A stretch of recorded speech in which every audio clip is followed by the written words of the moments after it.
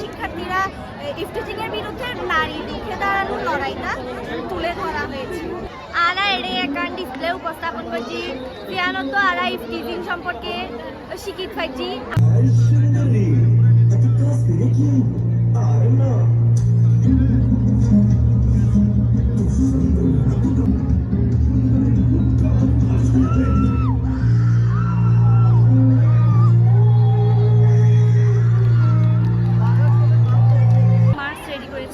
এবং আমাদের স্কুলে যে সুন্দর করে আমরা ড্রেস আপ সহ আমরা মার্চটা করলাম এবং নিজের শ্রেষ্ঠতা দেওয়ার নিজের বেশি দেওয়ার ট্রাই করলাম। আমি যখন প্রথমবার করছিলাম তখন আমরা প্রথম স্থান অর্জন করেছিলাম।